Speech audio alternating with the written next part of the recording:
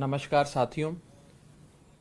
बीते 50 दिन से देश का किसान, हमारे बड़े बुजुर्ग, नौजवान, सब लोग दिल्ली पे, लाखों लोग दिल्ली की दहलीज पर बैठे हैं और 3 काले कानून जो मोदी सरकार ने हम सब पे थोपने का काम किया है, उसे वापस कराने के लिए, उसे रद्द कराने के लिए एक आंदोलन कर रहे हैं। बीते 50 दिनों में 67 से ज्यादा वीर किसानों ने शहादत दी, कुर्बानी दी और सर्वोच्च बलिदान देते हुए अपने प्राणों की आहुति दी इस आंदोलन में। 67 से ज्यादा, यानी कि रोजाना 1 से ज्यादा व्यक्ति की मौत इस संघर्ष में हो रही है। हमने देखा कि कल सुप्रीम कोर्ट का एक ऑर्डर आया और इन 3 काले कानूनों के संदर्भ में सुप्रीम कोर्ट ने कुछ कुछ बातें कही। उन बातों पे आने से पहले मैं आज एक बार फिर से पुरजोर तरीके से, पूरी मजबूती के साथ आम आदमी पार्टी की, अरविंद केजरीवाल जी की मांग, उनकी डिमांड आप सबके सामने रखना चाहता हूं। देश की सरकार, मोदी सरकार के सामने रखना चाहता हूं कि ये 3 काले कानून खारिज कीजिए। ये 3 काले कानून खारिज करने की शक्ति मोदी सरकार के पास है। मोदी सरकार ये 3 काले कानून खारिज कर सकती है और किसी के हस्तक्षेप की कोई जरूरत बिल्कुल भी नहीं है। मैं आपको यह बताना चाहूंगा कि 8 राउंड की बातचीत के बाद जो मोदी सरकार के तमाम वजीर, जिसमें कृषि मंत्री तोमर साहब, पीयूष गोयल साहब, कई सारे बड़े बड़े मंत्री मोदी सरकार के शामिल थे, उन्होंने किसान संगठनों के नेताओं के साथ 8 बार बात करने की कोशिश करी, 8 बार बात करी और बातचीत किसी निष्कर्ष पे नहीं पहुंची, क्योंकि मोदी सरकार की नीयत में खराबी है।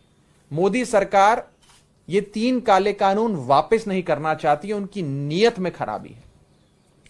8 बार की बातचीत के बाद कृषि मंत्री ने किसानों को यह कहा कि ठीक है भैया, अगर ये 3 काले कानून हम वापस नहीं लेते और आप अपनी मांग पे अड़े हुए हैं तो सुप्रीम कोर्ट की ओर चले जाओ। सुप्रीम कोर्ट चले जाओ और सुप्रीम कोर्ट से जाकर इंसाफ ले लो, न्याय ले लो। जाओ, धकेल दिया देश के किसान को सुप्रीम कोर्ट की ओर।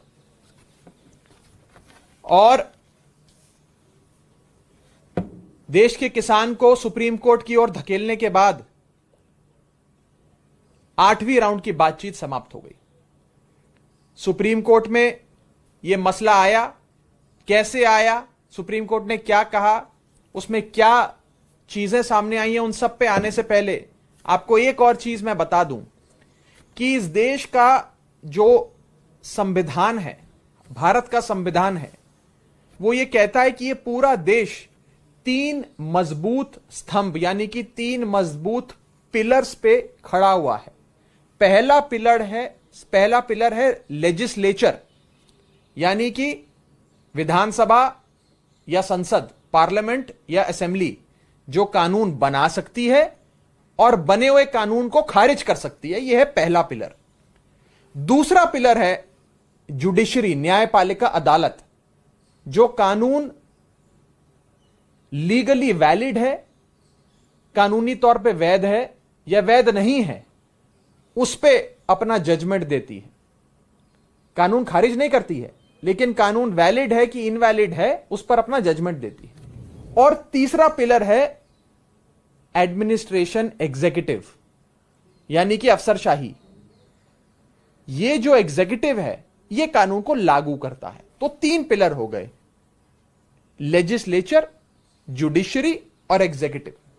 और इन तीनों का क्या काम है, यह भारत के संविधान में भली भांति स्पष्ट तौर पे लिखा हुआ है। अब हम देखते हैं कि सुप्रीम कोर्ट के सामने यह मसला आता है और सुप्रीम कोर्ट, जहां केंद्र सरकार को डांट भी लगाता है, फटकार भी लगाता है, लेकिन एक 4 मेंबर की कमिटी बना देता है। सुप्रीम कोर्ट कहता है कि हम इन 3 कानूनों कि इंप्लीमेंटेशन को अस्थायी रूप से रोक देते हैं, यानी कि टेम्पररी, कुछ दिनों के लिए, हफ्तों के लिए इन 3 काले कानूनों को रोक देते हैं और एक 4 सदस्य की कमेटी हम बना देते हैं। इन 4 सदस्य की कमेटी के सामने किसान जाएं, अपनी बात रखें और न्याय लें। यह पढ़कर देश के किसान में, तमाम लोगों में यह भाव आया कि सुप्रीम कोर्ट का ये क्या जजमेंट है, इसे थोड़ा ध्यान से देखा जाए, समझा जाए। और जब थोड़ा बहुत होमवर्क हमने भी किया, किसानों ने भी किया, सब लोगों ने किया, देश की आवाम ने किया, जनता ने किया, पंजाब सूबे के लोगों ने किया, तो यह पाया कि ये जो 4 लोग इस कमेटी के सदस्य बनाए गए हैं, मेंबर्स बनाए गए हैं, ये चारों मेंबर्स तो इस कानून के समर्थन में हैं। इन चारों सदस्यों ने समय समय पर अपनी सहमति दी है इन 3 काले कानूनों पर। कभी वो कहते हैं, ये चारों सदस्य मिलकर कि ये कानून अच्छे हैं, इन कानूनों को बिल्कुल खारिज नहीं करना चाहिए। किसान भटक गए हैं, मैं एक एक करके आपको बताऊंगा। लेकिन ये 4 सदस्य जो इन 3 काले कानूनों के समर्थक हैं, क्या ये न्याय दे सकते हैं? क्या ये देश के किसान को न्याय दे सकते हैं? हमारा यह मानना है कि ये 3 काले कानून केंद्र सरकार को खारिज करने चाहिए। नरेंद्र मोदी जी की केंद्र में बैठी भारी बहुमत की सरकार को ये 3 काले कानून खारिज करने चाहिए। ये 3 काले कानून खारिज करने की शक्ति अगर किसी के पास है तो वो नरेंद्र मोदी की सरकार के पास है। ये कमिटी से इंसाफ की, इस कमिटी से न्याय की उम्मीद नहीं की जा सकती है। मैं आज कुछ फैक्ट्स आपके सामने रखूंगा। मुझे लगता है ये फैक्ट्स किसी वकील ने सुप्रीम कोर्ट के सामने नहीं रखे। अगर रखे होते तो शायद ये कमेटी का गठन ही ना होता। क्योंकि सुप्रीम कोर्ट के सामने ये फैक्ट्स नहीं रखे गए, आज ये हमारी ओर से भी, आम आदमी पार्टी की ओर से भी ये जरूरी हो जाता है कि हम ये फैक्ट्स आपके सामने रखें। पहले सदस्य इस कमेटी के अशोक गुलाटी जी।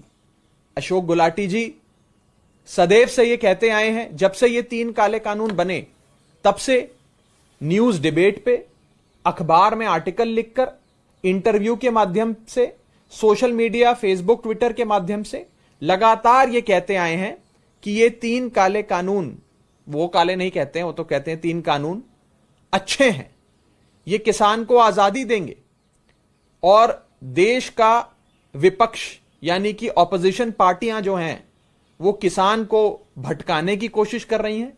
किसान शायद भटक गए हैं और किसान अपना फायदा नहीं समझ पा रहे हैं। ये 3 काले कानून बड़े अच्छे हैं।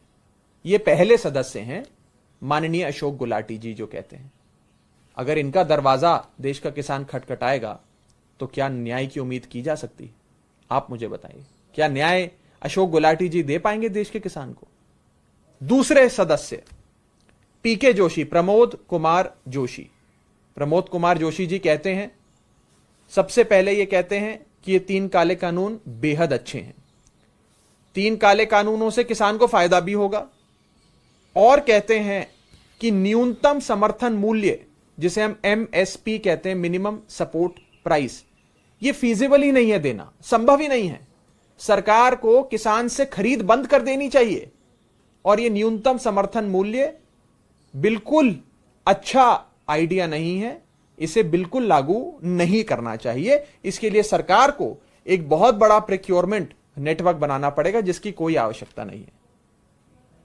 और यह भी कहते हैं पीके जोशी साहब कि अगर ये 3 काले कानूनों को थोड़ा सा डाइल्यूट भी किया गया, यानी कि इनको कमजोर किया गया, खारिज तो दूर की बात है, अगर ये 3 काले कानून डाइल्यूट भी करे गए, कमजोर भी करे गए, तो भी भारत की अंतर्राष्ट्रीय मंच पर बहुत हानि होगी, भारत का बड़ा नुकसान होगा वर्ल्ड वाइड, ग्लोबल एनवायरनमेंट में, ग्लोबल मार्केट में। यह पीके जोशी साहब कहते हैं। अब क्या पीके जोशी साहब से देश का किसान न्याय की उम्मीद कर सकता है, जिनके ये स्टैंड है, जिनका ये मत है, जिन्होंने समय समय पर यह बात कही? मैं तीसरे सदस्य पर आता हूं। तीसरे सदस्य इस कमेटी के हैं श्री अनिल घनवत साहब। अनिल घनवत साहब इन 3 कानूनों के बनने के बाद केंद्र में बैठी मोदी सरकार को लिखित में मेमोरेंडम देते हैं और अपना समर्थन इन 3 काले कानूनों के हक में दर्ज कराते हैं। ये आगे कहते हैं कि एपीएमसी जो है इसे खत्म कर देना चाहिए। एपीएमसी किसान को कमजोर करती है और कहते हैं कि अगर इन 3 काले कानूनों को लागू अच्छे से किया गया तो ये किसान को बहुत आजादी देंगे। इससे बेहतर चीज कभी हुई नहीं, ये बहुत अच्छे कानून हैं। और ये भी कहते हैं घनवत साहब कि मैं और मेरा पूरा संगठन इन 3 कानूनों के हक में लगातार जागरूकता भी फैला रहा है और प्रदर्शन भी कर रहा है। तो ये तो पूरी तरीके से इन 3 कानूनों के हक में है, बयान दे रहे हैं, लिखित में सरकार को मेमोरेंडम दे रहे हैं। क्या इनसे देश का किसान उम्मीद कर सकता है किसी भी प्रकार की कि उसकी बात भी सुनी जाएगी? क्या ये इंसाफ देंगे अनिल घनवत साहब? और चौथे सदस्य हैं श्री भूपिंदर सिंह मान, बीएस मान साहब। अब इनका बड़ा दिलचस्प है कनेक्शन। इनके 2 कनेक्शन हैं। पहला कनेक्शन तो यह है कि बीएस मान साहब ने 14 दिसंबर को, अभी पिछले महीने की 14 दिसंबर को लिखित में एक चिट्ठी दी देश के प्रधानमंत्री के नाम और कहा कि मैं और मेरा पूरा संगठन इन 3 कानूनों का समर्थन करता है। उन्होंने कहा कि ये 3 कानून बिल्कुल भी खारिज नहीं होने चाहिए। इन 3 काले कानूनों को भूल के भी रद्द मत कर देना। और ये जाकर एग्रीकल्चरल मिनिस्टर जो हमारे देश के हैं श्री तोमर साहब, उनसे भी मिले और उनको भी कहा कि मैं और मेरा पूरा संगठन आपके समर्थन में है, आपके साथ खड़ा है और इन 3 कानूनों के हक में खड़ा है। अब क्या इनसे भी उम्मीद करी जा सकती है कि ये देश के किसान के साथ न्याय करेंगे? बीएस मान साहब का एक और कनेक्शन है। आम आदमी पार्टी सदैव से यह बात कहती आई है कि कैप्टन अमरिंदर जो पंजाब सूबे के मुख्यमंत्री हैं वो भाजपा से मिले हुए हैं, वो मोदी जी के एजेंट के रूप में काम कर रहे हैं। और आपको कई सारे सबूत हमने समय समय पर दिए और आज एक और सबूत हम देने जा रहे हैं। वो है कि बीएस मान जो सुप्रीम कोर्ट द्वारा गठित कमेटी के सदस्य हैं, ये कैप्टन अमरिंदर के बहुत बड़े समर्थक, पुराने साथी रहे हैं। इन्होंने 2017 के चुनाव में कैप्टन साहब के लिए वोट भी मांगे। इनके बेटे को कैप्टन अमरिंदर ने पंजाब पब्लिक सर्विस कमीशन का सदस्य बनाया। इनके बेटे को कैप्टन साहब ने अपने आईटी सेल पंजाब कांग्रेस के उसका अध्यक्ष बनाया, मैनिफेस्टो ड्राफ्ट करवाया पंजाब का कांग्रेस पार्टी का। और कैप्टन अमरिंदर के बेहद करीबी माने जाने वाले बीएस मान साहब आज इस समिति का सदस्य भी बन जाते हैं। इससे मोदी जी और कैप्टन अमरिंदर साहब की सांठगांठ, उनकी दोस्ती, उनके रिश्ते, उनका नेक्सस और साफ हो जाता है, दिन प्रतिदिन साफ होता नजर आ रहा है। किस प्रकार से कैप्टन साहब ने बीएस मान साहब को इस समिति का सदस्य भी बनवाया।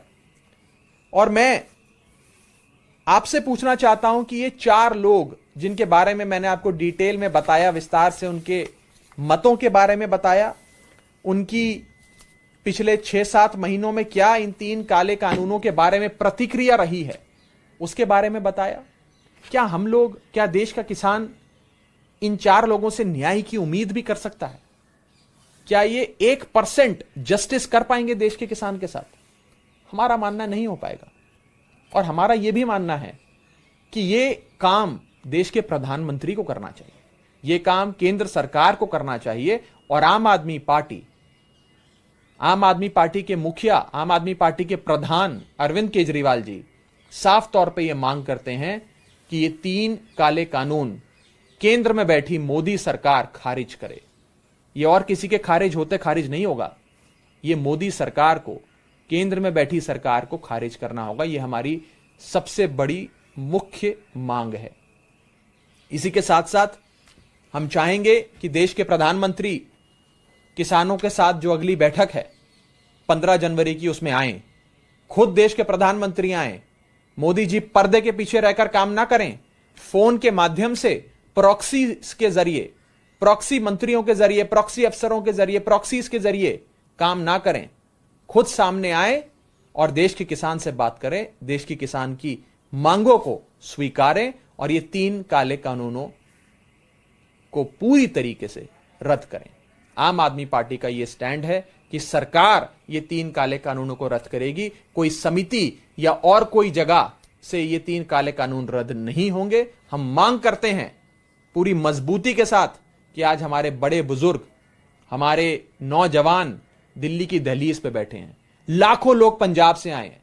आज लोहड़ी का इतना बड़ा त्योहार है हम सब पंजाबियों के लिए, हम सब के लिए बहुत बड़ा त्योहार है, लेकिन आज उन लाखों लोगों को इस लोहड़ी के त्योहार को अपने परिवार वालों से, अपने पिंड से, अपने इलाके से, अपने घर वालों से दूर इस ठंड में खुले आसमान में दिल्ली की दहलीज पर मनाना पड़ रहा है। परिवार वालों के साथ नहीं मना पा रहे हैं। मोदी सरकार, बेरहम सरकार, निर्दयी सरकार, अपने कान खोल के सुने देश के किसान की मांग को और किसानों की मांग को स्वीकारें। 3 काले कानून रद्द किए जाएं। Subscribe to Nation Next YouTube channel and press the bell icon to get regular updates from Nation Next. Also like Nation Next Facebook page and follow us on Instagram and Twitter.